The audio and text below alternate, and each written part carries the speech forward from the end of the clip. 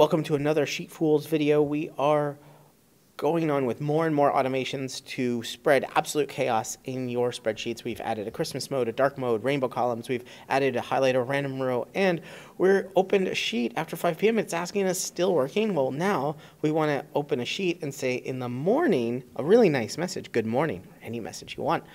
Go up to extensions app script. Here we already have our function on open created, so we need to add good morning function, and we'll write that function here. Function good morning. It'll be very similar to our last one, little different though in the if. So variable now equals new date, variable hours equals now dot get hours. If hours is less than or equal to 10, then curly brackets, and we're going to do spreadsheet app dot get active spreadsheet toast good morning. And let's add at the beginning a little sun